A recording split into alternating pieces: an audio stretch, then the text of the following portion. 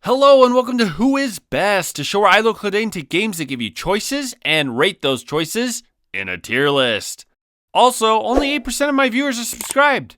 Be sure to hit the button and bell or I'll kill you! The Fire Emblem series has always been built around choice. Permadeath, class upgrades, character selection, equipment, skills, and more all play in the continued success of this beloved series. And I'm not sure if any Fire Emblem game gave you more choices than Three Houses. That's why we will be doing two lists from this game, starting with which endgame class is best. Class selection is pivotal to unit optimization. If your unit has a good stat pool but a class that doesn't capitalize on it, then you've just wasted all of their potential. There are a few things to consider with classes such as weapon type, movement, damage output, tankiness, range, and versatility. One thing has always been consistent in Fire Emblem games, and that is that the Canter ability is busted. Three Houses is no exception. Mounted units almost always hold the advantage over infantry, though magic's sheer broken nature has helped to negate this slightly. Anyway, we're going to jump straight into the list. Things are going to move fast since we have a lot of ground to cover, so keep up. Also, don't forget to check out our Three Houses character tier list after this video. We'll start with the tier. Fortress Knight will always underperform in any Fire Emblem tier list. Though it's one of the tankiest units around, the worst mobility in the game and abysmal magic defense make this hulking mass of metal a complete waste of time. The low tier. The Great Knight is only marginally better than the Fortress Knight, with just slightly better mobility but all the same problems. The hero class is the lowest of the low when it comes to infantry units. Mortal Savant may be one of the coolest looking classes in the game, but beyond that, this class is terrible. Mortal Savant can't make up its mind whether it wants to be a Swordmaster or a Warlock, and consequently, it becomes bad at both.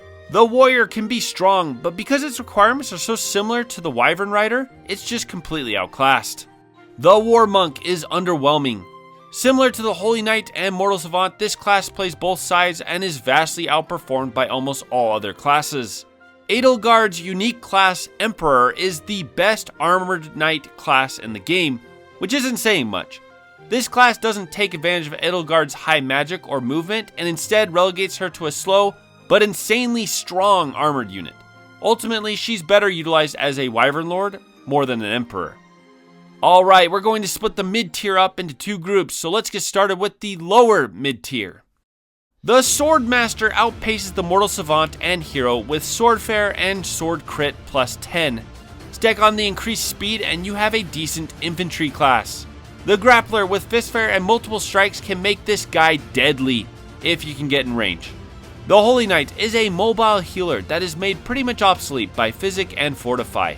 Not to mention that the Holy Knight is pretty much outstripped by all other faith-based classes. The Trickster's Foul Play ability is top tier, allowing you to manipulate the battlefield as you see fit. Aside from that though, it's a faster War Monk with Sword Mastery and some faith spells. The Assassin is an epic class, and if it wasn't for its dramatic drop in usefulness in harder difficulties, the Assassin would be in the upper tiers. It's fast and nimble, being one of the hardest classes to hit, but the problem is you probably want a flying unit over this one. The Great Lord is Dimitri's unique class and ends up being one of the better infantry classes due to sheer stubbornness. Dimitri's stats are whack, but unfortunately this class doesn't do much with that. If he had increased movement, then we might be having a different conversation. The upper mid tier. The Paladin will always be a good choice in any playthrough. Sure, a more specialized unit might be better in some situations, but you just can't go wrong with this well-balanced mounted unit in your main party. The Enlightened One is Byleth's unique class and comes with some unique perks. If you're playing as Mel Byleth, this is probably your best option for the endgame. The War Master is the optimal infantry unit, and though it doesn't have the perks of the mounted units, it has everything else. It's wise to at least have one of these in your party. We've now moved into the magic classes.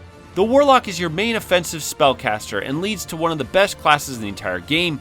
If you focused on speed growth with your mage, then the Warlock will be controlling the entire battlefield. The Dark Bishop ties with the Warlock, being pushed slightly over with increased range and speed. The top tier. The Dancer is as useful as your greatest unit, so they place very high on this list. Giving your best unit a second turn cannot be overstated. Also, unlike other games, the Dancer actually has fairly good competitive ability as well. The best dancers are either Marianne or Dorothea. The Bishop is the best healer in the game, and you'll want at least one of these in every single playthrough. Given Physic, this class's healing abilities range is infinite. The Valkyrie can either be a good stepping stone to Dark Knight or an endgame class by itself depending on your playstyle. The main draw for Valkyrie is its extended range, which allows it to safely pick off enemies from one of the furthest distances a magic user has. The Dark Knight's greatest weakness is that it's a magic unit that requires high affinity in lances. Aside from that, you can't go wrong with having a Warlock on a horse. The Dark Flyer is the best mounted magic unit in the game, and despite its obvious nerfs from previous games, it still retains its main draw, Canto. Flying over a lake, blasting an enemy with magic, then retreating to your army just can't be overstated. The Sniper is busted. Given the Brave Bow and Hunter Volley, this class is the perfect unit to soften up enemies for your mobile units. Though not as broken as the Bow Knight, the Sniper shouldn't be passed up. The God tier. First on the God tier is the Grimoire. The Grimoire is the pinnacle of all magic classes. Having access to all offensive spells plus warp and physic make this class absolutely broken. Yes, it's a pain in the butt to unlock, but it's all worth it. The Bow Knight combines the deadly range and precision of the bow and the incredibly broken nature of Canto to make an endgame powerhouse, capable of taking down any unit in Fire Emblem. The Falcon Knight is practically unkillable with Canto. Its movement, speed, and raw damage output make it one of the best endgame classes around. The only downfall is that it's locked behind the female units, and it's not the Wyvern Lord. And speaking of the Wyvern Lord, this class is a tankier Falcon Knight with high strength, decent speed, and avoidance, as well as ends up being the single best melee class for male units. The final class of the tier and single best class in the game is Barbossa. This is a class exclusive to Claude and combines the Sniper with the Wyvern Lord to make the absolute most broken class in Fire Emblem history. There has and probably never will be a class this busted ever again. And that's our list. Click at the top right to watch the next tier list, Who is Best in Fire Emblem Three Houses. Be sure to like, share, and subscribe, and we'll catch you all later.